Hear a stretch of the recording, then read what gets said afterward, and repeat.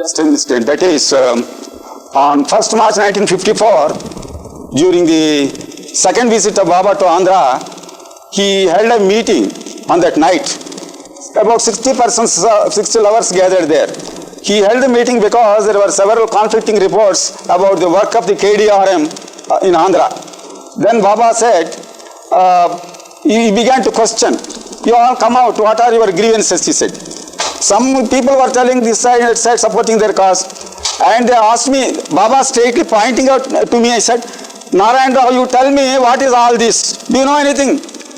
I think you tell me your opinion, he asked me. I told him, Baba, as a government servant, we will come across several of these conflicts. One is implicating the other or accusing the other and so on. There is not much difference in any of the work which these people are doing. Everyone is doing Baba's work out of love, but the only thing is there is that selfishness, there is that ego coming, projecting itself out in the work. So much so everybody wants to be as close as possible to you. That is the only thing, Baba. There is nothing to be serious about it, I said. Then he said like this, all right, I will dissolve KDRM. There is no use of having this KDRM. Now each one of you is my own mandali. Then one gentleman, Kata Subbara, one lover, he said, Baba, why should we all suffer? Why do you dissolve KDRM? Why should we all suffer on account of the faults of others? Then Baba said, what? Why do you know that you have no fault at all? No faults at all with you? No, I have already ordered this KDRM must be dissolved. And everyone is my mandali. If anyone were to correspond, let them correspond with Adi. Adi will give instructions. But mind, Adi is not Baba. What he tells is not Baba's version. So he closed that meeting. That whole night we were keeping awake. He gave us in his own hands tea and some pill to keep us awake. That is, he did twice. And the meeting terminated at about 3:30 a.m. on that day. That's one unique experience we had. Then he asked us all to go and sleep. We all went. But when we came out again after 1 hour, Baba was playing with children. About 5 o'clock, he was throwing these apples, playing with children. So we thought, what is God incarnate?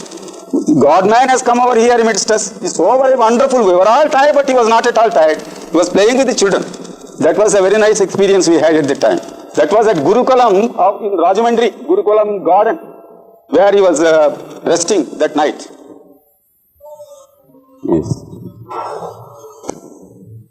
When Baba, in the second Andhra tour, he ordered that no one should touch his feet. That was the general order. But while resting at Gurukulam, one boy came to him and while taking the prasad, he wanted to touch his feet. Then Baba said, no, he gestured him like this, you see. Then no, unless that is given, I won't take the fruit, he said.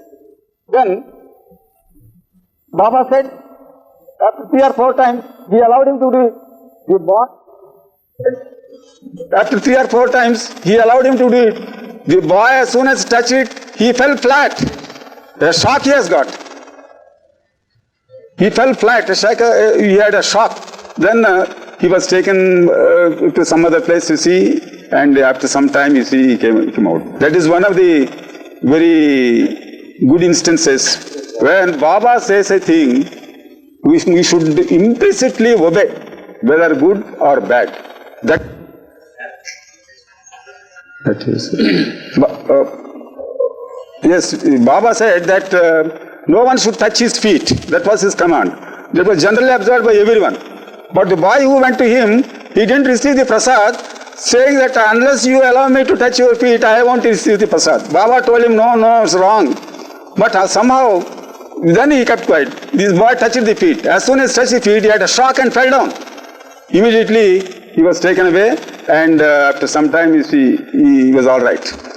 So, that is, we learn from whatever Baba says, that's a command. We must implicitly obey him. Otherwise, there will be some reaction.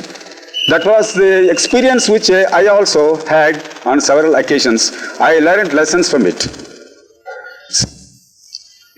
Another instance which I could recall is, Baba said, early in the morning, at 7 o'clock, everyone should be present here. because you see, we do not know, you will give some message or some such thing. At that time, my superior officer, the collector, was camping there, who was very anxious to see Baba. So I thought, by the time Baba sits there, by 7 o'clock I can bring him from the travelers bungalow at Rajahmundry. When I went there, by the time we were coming back, the railway gate was closed. The car was standing other side, you see. I could not come in time. Even the collector, somebody said, I was very busy, I will just come afterwards, he said. So much so I had to return without the collector himself. By that time, Baba finished the ceremony, entire thing there, touching, I think we hugged, all the members, all the lovers there, embraced. He embraced all the lovers there. And by the time that function is over, I came. He asked me, where have you gone? Where have you gone, he asked me. Then I said, Baba, this is the position, this is the true fact. All right, let Ganapati come here. You tell Narayanarao here what all happened. I excuse you, all right, you get the benefit now. Because you see, in my presence, I made Ganapati tell you all these things. Then he embraced me and allowed me to go. So, that is another instance for me, another lesson for me in my life to learn that what Baba says, we must implicitly obey. And what he says is a divine truth. And truth cannot be overlooked at any time.